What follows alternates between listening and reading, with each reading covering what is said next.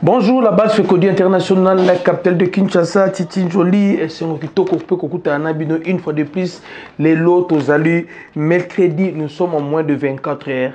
Il y a un match amical international qui va opposer notre équipe nationale, le Fauve de la République démocratique du Congo, les Léopards, respectivement, les Aigles de Mali. Na Orléans. Le dimanche, tu as une équipe malgache toujours. Na niveau, il y a Paris, bonjour, et restez penché, scotché parce qu'il y a des révélations dans ça là sur affaire Mukaou. Je pense, vous êtes d'accord et vous êtes d'accord. Il faut qu'on se dise quand même la vérité, faire la part des choses. Nana a faute. Nous avons raison. Est-ce que si nous avons raison, il faut se comporter bongo. Si nous avons faute, il faut se comporter bongo. C'est ce que nous allons essayer de développer dans l'émission Oyo. Je voulais remercier. Et vraiment, une fois de plus, Rodriguez Chikuna, ici que Zali n'a pas su montrer. N'a pas su montrer vraiment. N'a pas su Maman Nanou Chikuna, Maman Nouchka Mbaka. Galvino et lorsque Panda Makombo na Bossani Yote Batutu Bolinga Fekodi, vous êtes éparpillés partout dans le monde. La question beauté, je vais commencer par vous annoncer le week-end, centre de formation Académie Francis Football, il y a M. Francis Sadiki et que Beta dans les Aigles du Congo. Donc, les académiciens, il y a Francis Football, Beta dans les Aigles du Congo, il y a président Chimanga. Donc, Boya Ebele sûrement et que ça a un stade du Vermen à terrain où il y a l'académie à des aigles de entraînement Boya côté Kuna. Merci na papa Francis Sadiki et Sika Ozali Nabo Sanité Toubeta Massou toujours développé. On va parler match amical Nabiso Toubeta Masoloana et championnat national Nabiso Toubeta Masolo. Avant tout, pour faire plaisir à tous les fécodistes, parce que nouvelle truc est tombé, Afimi Kopouloulou vient d'être élu meilleur joueur du championnat polonais édition 2024-2025. Pas beaucoup pour Afimi Kopouloulou. Il est meilleur joueur du championnat polonais édition 2024-2025 côté Kuna et de l'autre côté on commence par Fiston Kalala Maël les champions d'Afrique na équipe naie Pyramide FC mais tu déplorer cérémonie ya kuyambaye na rassemblement tout le monde tout le monde partout oyo ba joueur ba bimba champion ba pays nyon surtout na continuer surtout to ba une équipe nationale na bango tout le monde ndenge ba seulement cérémonie kuyamba bango ndenge za ata na terrain ata na place ba vanda ni mettre Fiston Kalala Maël tout le monde ni cérémonie to éviter ce que cérémonie ba sel robatama ke ba yamba quand même muninga na bango abimi champion na compétition betaka na continuer betaka tout le monde yango te vraiment le quoi te déplorer yango to déplorer yango mais bismo ba na Fekodi c'est pas grave on va s'organiser tout ça la vidéo tout tindele yango en principe nek fesotaki Égypte tonga zongi il fait ba yambaye non c'est non comme baninga na bango mais fait ba yemé comme champion d'Afrique pour nous motiver pe na mninga salaki mais tout le monde yango te tout le monde na France discours à liboso entraîneur azwaki ba beteli ba champion d'Europe ba beaucoup tout le monde peut ne pas tout le monde partout salami bon mais pas na biso to éviter de ça la logique naie au hasard ko sala nango côté kuna Fiston Kalala Mayele il a choisi la nation qui est son club le 5 pendant qu'il te une équipe à Mali en France son équipe pyramide bet na Al Hilal l'Égypte coupe l'Égypte c'est un match qui était match à Makassi mais Fiston Kalala Mayele le buteur le joueur très important il y a Pyramide FC il a fait le choix de venir au rassemblement ma beaucoup encore pour le Fiston Kalala Mayele. Merci côté Kuna. Le billet pour le match, les deux matchs, le match de jeudi et dimanche, ils ont été en ligne. Sur place, na Orléans, ils ont été en billet à cause de la thé. Bana Fekodi, na 5 nabino, tous en amulimu ya Kinshasa thé. Ou que sous ma billet na Liboso Stade des Martyrs. Kuna besoin na poto. Billet ils ont été en ligne. Billet va prix dans $15. Tribune Orléans, billet $15. Tribune Wagner, billet nango $20. Et tribune Ranol, bien nango zali 30 €. Tribune Ranol donc peut-être tribune d'honneur nango, tribune Wagner tribune latérale nango, tribune Orléans déjà pour tout. Place biso fait que dit vendre au mona koto ba yaka ya ve ya ba vandi koto ba mlomba na dora ba vandi koto ba perd pas bilma ba vandi côté pas 24 mais biso za pour tout bien $15, 15 €. To somba ngo place est limitée. Stade des matchs à guichet fermé. Il y a que 6000 places. C'était déjà 6000 places. Alors, À 24 heures, ce billet, c'est le moment. Au Missombela, billet côté Kuna, tous les 24 joueurs, presque c'est au nombre de 26, 24 bagages sur place. Il y a 3 émissions, 2 ou 3 émissions précédentes, dans le bas qui est absent dans le rassemblement. Les jours où tout le monde y a eu Bissaka, à part Bissaka, il y avait 2 joueurs, il ne fallait pas y avoir. Dans le bas, je pense que c'était le 29. Le 29, je pense, dans le Barango, qu'il y a 2 joueurs, mais comme nous ne voulons pas, que quand il y a la prérogative, c'est la communication avec Fekofa. Tout ce qu'il a dit, Fekofa lui-même, primaire, à l'Obaron. Moi, il fallait y aller, mais à Stali, qui par rapport à clan, Batali, à mon qui n'a priorité, Zali, Ayan et rassemblement, Aye. Et tu sais, qui moko, et ça, on va parler de dossier Mukaou après. Bissaka, déjà, c'était connu de tout le monde, c'est ce qu'ils ont dit, mais les 24 joueurs sont là, ils sont sur place, ambiance, ils ont vraiment à gogo. J'ai vu Afimiko Pouloulou a posté la page naïe, en portugais, en français, à l'objet que non. Donc, il y a na RDC. Il y a un bisoutage, il y a un salama, jusque là, il n'y a rien à déplorer de surréalité. On a même eu peur, il y a comme on a tacle autoritaire. Il y a Steve Kapwadi et pas Léo Messi. Mais tout le monde a besoin de jouer tout bazali normal programme dans la journée comme vous savez très bien, entraînement à Tongo, entraînement à pourquoi. Et petit déjeuner, repos, séance médicale, à côté sur place dans Orléans, l'ambiance est déjà au zénith. On a vu les Congolais au déjà sur place dans Orléans qui ont assisté à l'entraînement. Vous avez vu des images, les anciens joueurs qui étaient là, Bajou Bango, il y a les supporters congolais, les Banamboka Congo, il y a ceux qui j'ai aimé, j'ai vu Banamiki, des sabres, donc l'équipe nationale, ils ont un drapeau. Ambiance, ville à Orléans, focus, ambiance à côté de Kitoko, Afimiko Pouloulou, à s'entraîner normalement l'équipe nationale. Steve Kapwadi, intégration à Bango, Kitoko. Qui encore, il y a Sean Piquel qui commence à jouer le rôle. Il y a Mukoko Amale Bissoso, il y a autre ambiance. J'ai vu l'ambiance est totale, précision au Salma. L'entraîneur à cette conférence de presse, il a beaucoup insisté et parlé sur le système de jeu. Il a reconnu les problèmes de l'animation offensive. Dans la conférence de presse, c'était 20 minutes. L'entraîneur lui a parlé des problèmes de l'animation offensive. Il a reconnu ça. Il a parlé du système de jeu Azakomeka. Il y a 3-5-2.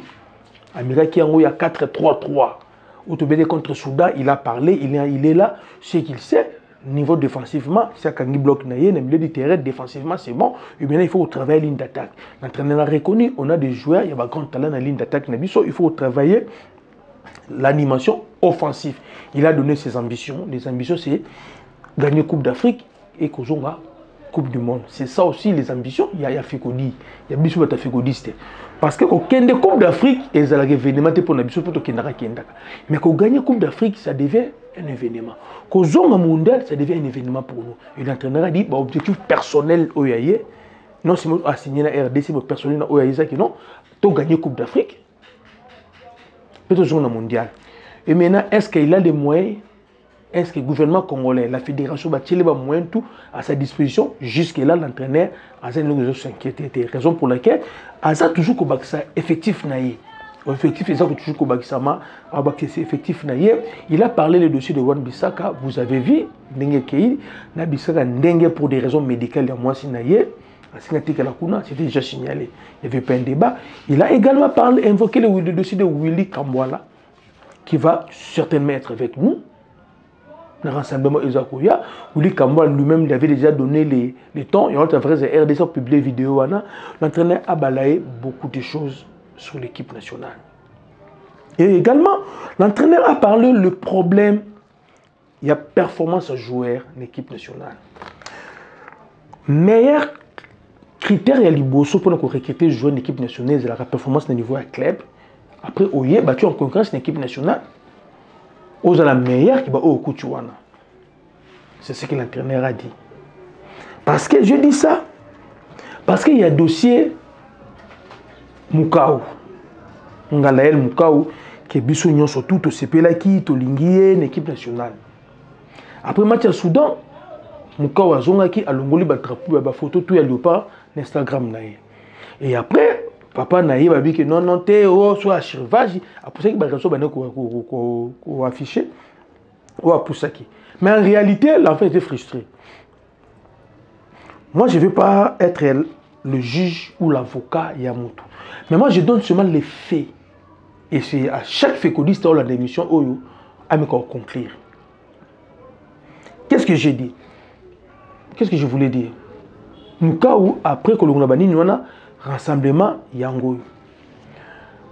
Pour qu'un jour, une équipe nationale, comme on a retenu la liste, sélectionné, l'entraîneur a bengaka la personne en question joueur. A kobenga yo, a dit que non, tous un match amical, tout match boué, renseignement vous allez en boka boué, période boué.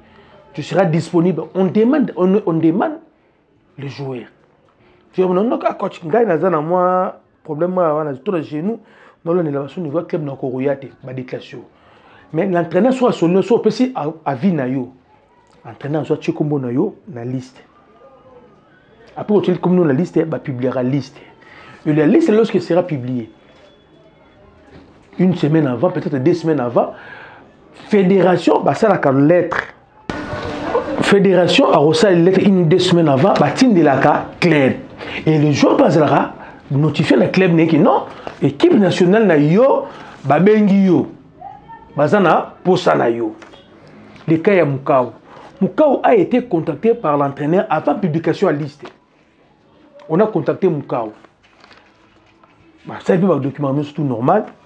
Et comme il joue renseignement bandi, Mukau a signe d'éviter. Ngaï déjà ne va faire Kodi. L'émission est le 29. Dans le bar qui non, à part Bissaka, il y a des joueurs baroyate. Moi déjà yaki. On nous apprenait déjà que Mukau a koyate.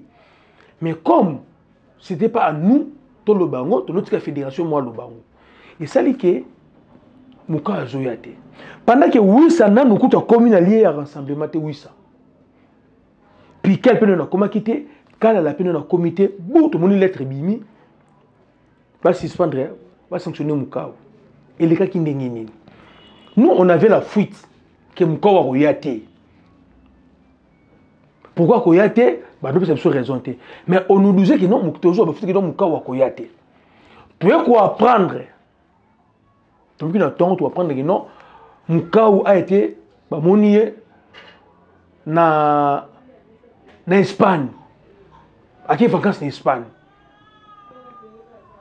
On comprend? Le mec na tongo, avant de tirer ton tongo, non, oh, bah moni Mukau à quelle vacances en Espagne? Pendant que Conto est bazoluki, lorsque l'entraîneur a pris ça, que Mukau a zasu na France, à côté en Espagne, l'entraîneur a bengi Mukau na téléphone. Mukau a été entraîneur 12. Donc, en répondant entraîneur T, a rappelé P entraîneur T. Son kanda wana sur l'entraîneur qui a demandé à la FECOFA va suspendre Mukau. Suspension à Mukau, Mukau n'est pas banni de l'équipe nationale. Il faut qu'on précise. Parce que je pense que non, l'être va combien Mukau à qualité à l'équipe nationale. Pour le rassemblement, il y a moins de juin, Mukau a royal sous T. Donc, bah suspendre a royal sous T. Bah échéance à venir équipe nationale, peut-être à Kokoya. Mais autre chose, ça là Oyo, Mukau a royal sous T. Parce que Bazo Zelon à Paris, au PC à Orléans, au signe d'éviter, on s'est retrouvé maman en Espagne. Parce qu'au moment où je vous parle, Mukau a en Espagne, à quelles vacances en Espagne. Et le PC va tout Kanda n'a pas si payé en Wana. Entraîneur à Bengio, on dit mieux au Koya, comme on bimi na liste. Et comme Bazelo ya au Zoyate, on apprend un entraîneur qui est OK Espagne. Entraîneur à Bengio, pas tout na yo, qu'est-ce qui se passe? Au bout qu'il y a un entraîneur, au bout qu'on rappelle l'entraîneur. Quand on a un entraîneur, à PC, informer fédération, il faut pas suspendre yo, bah suspendre Mukau. Mais ce que je voulais dire, c'est quoi? Au moment où Tant que Kendaka, que je une équipe nationale, tu me mets bango projet. Quand on a le choix du cœur, ils ont le côté, belé ont le côté. Peut-être à l'exception de Youssouf Moulumbu, le nom à Sadik Moussou, et belé ils ont le choix du cœur. Bah choix na bango liboso za l'équipe place ba za la rakuna. Bah on za ba mimi balé. Mukau, tu me mets qui est projet. Entraîner avec le projet pour nous convaincre à y aller à Léopard. Ce qu'on dit tout le monde. Oui, accepter qu'on y a un Léopard. Et maintenant, les conditions qui vont jouer à Pesaka. Peut-être que tu éviter Moukaou, na coach basolo la nini. Moukaou il y a un Léopard, na statut nini. Or, l'équipe nationale est acceptée. L'équipe nationale, c'est l'échantillon des meilleurs joueurs et non des bons. Dans un club, on trouve les bons joueurs. Mais l'équipe nationale n'a pas besoin de trouver de bons joueurs. On a besoin de sélection. Il y a les meilleurs joueurs. Peut-être Mukau. Azoka Assurance pas quand hier, on s'en attend déjà. Peut-être une négociation entre Mukau, papa Mukau, na manager Mukau, na des sabres. Bah prometteur qui est en déjà et qui est petit hier, Azomon a ngoté. Des autres là se comporter bon. Mais là Mukau Azobo sana, l'équipe nationale est dans la philosophie moussous. Club est dans la philosophie moussous. L'équipe nationale, on vient par rapport, il y a amour, il y a drapeau. On ne vient pas par rapport à l'intérêt égoïste ou l'intérêt individuel. Tout ce qu'on peut te promettre pour dire ma projet où il y a une équipe nationale. Mais une fois que tu es à l'équipe nationale, l'intérêt de la patrie est primaka. Ceux qui ont campé dans la position, il y a une négociation, il y a clan na coach pour une équipe nationale. Alors je dis clan Mukau na Mukau, bocha moi en erreur. Bocha moi en erreur. Déjà la philosophie entraîneur et la façon dont nous jouons, on a déjà un bloc qui est aujourd'hui compact. Et c'est la preuve nango. Le même bloc n'a pas fléchir, ni trembler devant Maroc, ni l'Égypte, ni Côte d'Ivoire. Samukau. Même bloc, va qualifier Bisso dans la Coupe du Monde. La Coupe, 4 tours, 4 matchs, 4 victoires, Samukau. En fait, il y a un quota. Même bloc, Wana, l'autre allait premier de la Coupe du Monde. Yebisanga Sikoyo, ba panza yango, pour titulariser Mukau. C'est pas mauvais. Et maintenant, la philosophie entraîneur. Si à ce moment non, pour l'instant, moi, Panza bloque le milieu défensif, il n'y a pas de Mukau, mais Mukau est important. Pourquoi pas Mukau, pas cause là, patient. Exemple simple. Pendant que Bakam joue à Villarreal, à Baksabi, à Real Bi, à Awa, Bakam Bakoya Awa, Mboka na Vandissier, Mboka soit Bimba, côté si Bolingi. Bolingi a Vandissa Bakam. Arthur Massoua Kuno West Ham, Akoya Awa. Claudine Ngonda Muzinga, à Vandissier. Tanekoka, il est titulaire indiscutable. Bah, il venait ici, il sait même plus qu'on s'offre Sabango. Il voit un baba Mabele. Les calous, lui, ici, Mabele Dani, n'a Vandissa. Mon coco a maladie soso, à Vandissa. Pourquoi pas mon cas rose à la patience? Pourquoi pas? Kiasumboa, il a fait plus de 5 à 6 ans. Quand on a le pas en Yambate, qui diaba, c'était Aya Tiayamba. Bouchiri, pour Bété, il a fait combien d'années? Pour Bouchiri Abeta. Les cadres qu'on voit aujourd'hui, l'équipe nationale, Barokende, puis Bazar Okende, ce sont les Munkaou, les Mboku, les Sadiki et les autres Bango de Bazar Bakadre. Pourquoi Mukau à cause de la patienté? Si on a tenu la promesse sur le coach pour l'équipe première. Mais c'est une équipe nationale, c'est au-dessus de tout le monde. D'où Mukau c'est un égoïste, il n'était pas venu avec des choix du cœur.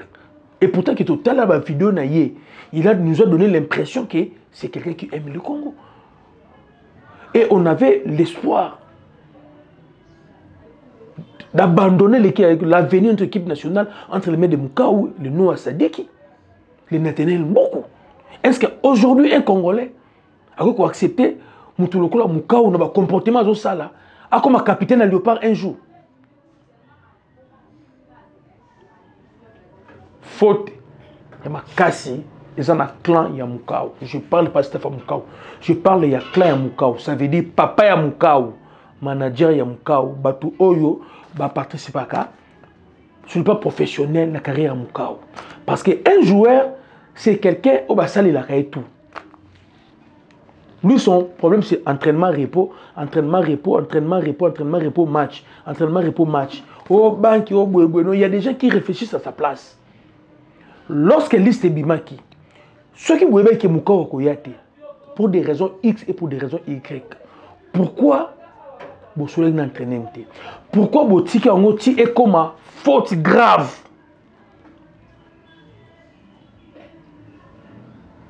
Pelle de l'oyo, Moutoutou a comme tenir un discours ndenge alingi pour Moukaou. La faute à papa ya Moukaou. Maman ya Moukaou, noko ya Moukaou, na manager ya Moukaou. Oh, Rudy Garcia, le nouveau entraîneur à Belgique, a bengaki Moukaou basolo là pour réintégrer l'équipe nationale de Belgique. Mais les conditions aussi, il faut avoir joué, je pense, moins de 3 matchs. Il a déjà 2 matchs officiels avec le RDC. C'est ça, il faut passer à 3 ans d'affilée. Babin ça une équipe nationale en gros. Moukaou, tout bien essayé récemment. Donc, pour mettre l'équipe nationale à Belgique, Moukaou, il faut la 2028. Est-ce que vous voyez bien? Il faut la 2028. Et critère Moussoussou, avec la compétition majeure de mon côté, Nabiso RDC, n'est-ce pas na mondial. Ata beti kan na mondial té. Il faut la 2028 pour qu'il y ait Belgique. Je me demande maintenant, en 2028, dans la performance, ne regardez pas l'âge. Il faut regarder la performance. Déjà, Moukaou na Lille n'est pas un titulaire à part entière. Et surtout, si c'est la saison C, ce sont les erreurs qui battent le salaire de Pierre Kaloulou à Ken France. À Ken France, c'est le 4e choix. Il y a combien de blessés pour y Pierre Kaloula qui est en France? Ceux qui vont blesser dans le Pierre Kaloula est en France. On est en France. Banana biso, papa, bon solo na banana biso. Maman, il y a un joueur. Dans un message, nous avons il y a une maman congolaise, moi, je suis travaillé à Paris FC, notamment à Kumbote, ma première ligue, Ligue 1 en France. Pour la maman, wana. Alors, pour ça, nous avons moi, nayebi moi nango, on a na léopard. Maintenant, on a été. Pour ça, nous avons moi, naye habité na léopard. Et le maman là, vandi, maman, maman, joueur de binationaux, na poto, va précisément na léopard. Balobi qui notre joli mouka ou décision rapide. Bokanga ba maman bi notre mouka ou décision rapide. Pourquoi? Parce que banana bisu to bote na poto. Bon, c'est la mentalité, il y a poto. Bazana ba façon ba se comporter. Ce sont des capricieux. Bazana ba capricieux, bazana façon ba raisonnaka, bazana mentalité na bango, soit c'est ben le côté lo bambala moko, papa. Wana ba mama. Mais ba mama wana o bazana bana na bango, lobito lobi ba kuma binationaux na RDC, ba lobi ki non, ba sengeli mukaou, pardon. Ba sengeli mukaou pardon, ba bezaka ka mukaou zaka mwana, mwana seleka ba caprice. Ceux qui m'ont soumis dans le boko, bakatara le boko, ba maman ba sengi pardon. Maman fait comme si pardon na yo. Na etando ike. Ba konjamboka pe ba yoki ki no ba maman na poto, bo sengeli mukaou pardon. Mais maman, mutu a sengba sanctionner mukaou, eza fait ko fate. C'est l'entraîneur Mundele, o abotema na poto, akola na poto Mundele, o akola pe ba caprice na tibano boboteli biso na poto kuna. Décembre, yena ba caprice na ye, décembre pe ba caprice na ye, ya bana bobata poto de tutani, décembre mta sengba sanctionner mukaou. Biso côté na biso, toujours déplorer ça manque de respect na drapeau, puis na valeur culturelle il y a RDC. l'équipe nationale, on n'a pas besoin de sentiments. On fait une équipe nationale comme un soldat dans la ligne de front. Salaire ou pas salaire, on est nimbo comme que kubunda. Les clans, pardon, ma maman Toyo Kiango. Bana fait kodi. J'ai appris que mon cas a la vidéo. J'ai appris qu'il y a la vidéo, je pense. Mais il y a un bâton, il y a un ça y est. Tous les gens ça à se justifier. Peu importe la raison qu'on pousse à se faire pardon. Azala na position de faiblesse, il y a moi et pas papa. Parce que biso kaka ba obande ko na ye, de to kotombola mukao. Biso kaka bande ko na ye, to kokitisa ye. Aujourd'hui, Afimi ko Pouloulou, il est fort. C'est parce que Nangola Bolinga ba kitisa ye, mais nous bande ko na ye, toujours défendre Afimi ko Pouloulou. Mukao jour aux problèmes, on doit défendre yo. Les lois chancelles même parce qu'on continue ko beta balé. C'est parce que la nation congolaise ba maman ba mukao ba papa ba mukao biso ba oyo ba ndeko biso ba congolais, on n'a pas abandonné Chancel Mbemba. Dans des moments difficiles, il y a via Chancel Mbemba, la carrière naïe, tu as abandonné Chancel Mbemba. Et nous acceptons même une équipe nationale sans avoir une minute et il y a tant de jeux dans le club. Tu as accepté qu'il y a un peu de soutenir. La force que nous donnons, nos ambassadeurs, notre discipline union surtout, en Europe, va couper ça yo ngote mukao. Hollanda discours à Evraté. Au hasard qu'on recruté pour mettre l'équipe nationale en France, Evra. Les internationaux français, Oyo Bazali Mindele, Nayabatu Mwindu, après qu'on mette l'équipe nationale en France, ils ont un traitement de mon côté. Oyo Mindele, ils ont un traitement de faveur. Oyo Bazali Mwindu, ils ont un traitement de les Africains. Sauf qu'une équipe de France, Lélo, quand on a un moment dans le terrain, ils ont un bloc. Les Français de Sousse, ils ont un clic na bango. Au pays, ils ont complexé ba kendaka, ils ont un clic na bango. Ils ont divisé. Donc, maman, bana fait kodi, mka waza mwana, asali mabe, et puis ça passe. Mais on a trahi mbokate, tolimbi saï. Sokinde mka wa meki, ko tourner le dos na RDC qui est Belgique. Wana mukao a franchi ligne rouge. Wana vraiment mukao a franchi ligne rouge to pardonner quelle société la vie. Vous comprenez nga? Ce qui le Rimer à notre possession que le Rudy Garcia l'entraîneur est du nouveau entraîneur de l'équipe nationale de Belgique à Solola qui naïe. Il y a un mukao ça zeti naïe pour être en Belgique. Ce qui est que exécuter projet de bango qui est en Belgique a tourné le dos na RDC. Wana mukao a franchi ligne rouge. Là, à comme le niveau à trahison, on va traiter mukao, nous allons traiter Nanga, nous allons traiter Kabila, nous allons traiter M23. On va considérer mukao le col rwandais. Là, c'est cracher à la nation congolaise, cracher notre drapeau. Mais à comme nous kunate, à un niveau que non on a soumis papa dans le boko, to ponso le boko, to limbi saye. Papa ya mukao, to sengi na yo. Vous allez autoritaire devant moi. La qui ça mona boulou mboka. Parce que faut tu tout comme il monte comme il mukao oyo. Soko yebite bat balu mokolo banaote les Congolais nous disons faut tu à papa. Carré réserve moi la nation yumto yaki dans Congo après melbiso mukao obuti biso mona biso mukao. Donc tant on liste bimaki oyebaki ke mukao bengi na Congo. Tant mukao ko ya Congo te oyebaki ke mukao ya te. Il fallait que ben entraîneur, que nous comme moi, que solo là. Des jours solo là moi n'a pas sur position là. Est-ce que des jours ben entraîneur, on peut s'entraîner position à moi. Peut-être muka aux années moi non moi on soit un entraîneur. Yo papa ya muka on soit un entraîneur. Il faut bon raison mon côté. L'équipe nationale n'a biso lorsqu'il y a match, les parents des joueurs comment on va habiller. Ba parents ba joueurs habiller. Né match dans Orléans, ba parents ba joueurs ba trop habiller. Tant moi nanayo mukao à l'objet que roya robete na Congo te papa ya mukao démarche ni no salaki au sol na moi na lokoni au moment où je vous parle mukao azana vacances en Espagne. Donc ça prouve que bon yebaki na bino roya te et vous avez laissé épaula albanzo ba mata banzinba mata ba no tsoba makilele. Ça fait mal. Dossier mukao bana fikodi ba maman na niveau poto maman ti me ba maman na niveau poto ba sengi pardon. Balobi notre tétan mbangu moi ba caprice bana to supporter yango. Alors biso pe ndwa sikodi ya fikodi mukau to pardonner yo mais ko zongi la buzo bosali susute. Oye komi deuxième fois ngoyo to pardonner yo mukau ko zongi la le ko sali susute.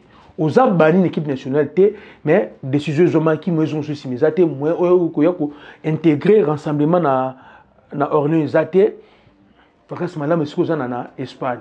Mais ce que olingi maki obeba na ba congolais mukau kende Belgique. Mukau nazolo ba tant que papa leki nao. Nazolo ba tant que noko nao. Ça donc on lunette pour mon ambiance mo baba fanti. Mukau nazolo ba na yo. Tant que papa leki na yo. Nazolo ba na yo tant que oncle na yo. Manager na yo ko sortir.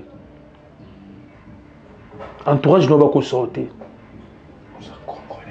Aux Congolais. Qu'on franchit les lignes rouges. Ligne rouge les alliés. On dit qu'il y a des critères où il y a FIFA pour tourner les deux de RD ceux qui sont en Belgique. Mouka ou sur le pays Belgique on franchit les lignes rouges. Conséquence na yango. On regrette quand on vit non mopimba. Na émission. Ah na Congo, mboka bakoko na yo. Ozana avenir moulaï na Léopard. Tu vois les Bakambres, les chasseurs mimoso monana, quand na souka bazar robeta ngo. Après même coupe du monde sur lequel robeta na bangote. Les ali yo ba nous Sadiki, ba petit ba Metino, ba Frédéric Fouelé.